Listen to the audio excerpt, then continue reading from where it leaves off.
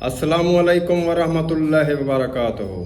आज दोस्तों वीडियो को ज़रा गौर नाल सुनना है तो मेरे वाले पासे थोड़ी जी तवज्जो करनी है।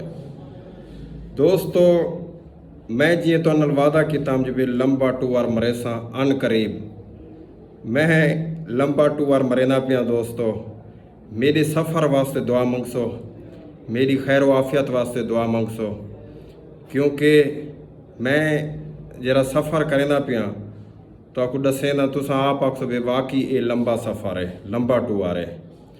दोस्तों तो आपको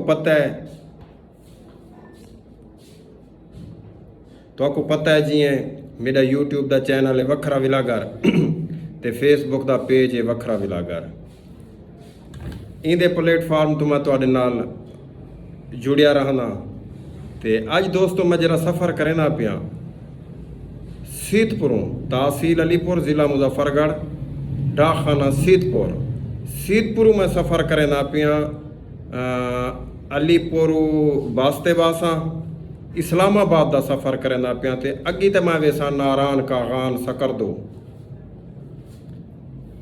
इस्लामाबाद किनू असा लहासूं बस दे उते बस तू लहासूं मोटरसाइकिल कढेसू तले लहासूं वाला अपना मर्री नारान कागान सकरदू मोटरसाइकिल होते मैं निकलना पिया सफ़र करना पिया। सफ़र बहुत ज़्यादा है क्योंकि इस्लामाबाद किनू सकरदू तक तकरीबन 650 किलोमीटर का सफ़र है। 650 किलोमीटर का सफ़र है इस्लामाबाद किनू।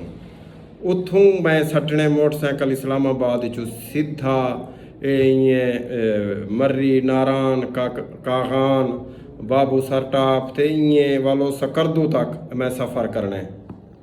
ते बकाया दोस्तों तुहाडियां मुहब्बतां चाहिए जियां तुसां मेरे नाल मुहब्बत करेंदे वे इंशाअल्लाह मेरे को दे रहे वेसो। मैं आज 8:30 बजे अलीपुर निकलना है।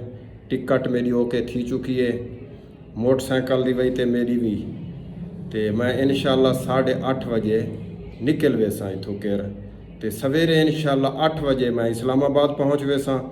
उतों मैं अपने सफ़र का आगाज़ करे सा मरी नारान कागान बाबू सरटाफ ते इं वालो सकरदू तक 650 किलोमीटर है सकरदू तक ते वाल उथों वापसी वाले जी कि 1100 किलोमीटर में सफ़र करना इस्लामाबाद के पोर ते आवन वजन का। मेरे सफ़र वास्ते दुआ मंगसो मैं खैर आफियत नाल पुज वजा, खैर आफियत नाल अपने बालें च वाला वा, अपने वतन ते वाला वा। दुआ करे सो मेरे किते ते मेरे किने जरा मोटरसाइकिल है वो तुसा जान देवे मेरा यामा जनून 100 सीसी यामा जनून जिंदे उत्ते मैं सफ़र करेंदा रह वेना। आजों को मैं पहाड़ी दे उत्ते सटेना पे पहाड़ी वाले पासे बकाया दोस्तों लव थी गया। इंशाअल्लाह बकाया सफ़र वाल मेरा दे रहे सो कल किनू इंशाअल्लाह ज़िंदगी बकाया तो कल इंशाअल्लाह इस्लामाबाद मिलसूँ। इस्लामाबाद किनू मैं वाला अपना विलाग शुरू करे सा इंशाअल्लाह। बकाया दुआएं च याद रखे सो, वीडियो को लाइक करे सो, शेयर करे सो, वीडियो दे रहे सो। मेरे पेज वखरा विलागर को फॉलो करे सो ते रिक्वेस्ट है कि मेरे यूट्यूब चैनल वखरा विलागर को सब्सक्राइब करे सो। उदे वीडियो से उदे भी हो से डूहें ते हो से बकाया लव थी गया जी मोहब्बत देने मोहब्बत दे सो। अल्लाह हाफिज़।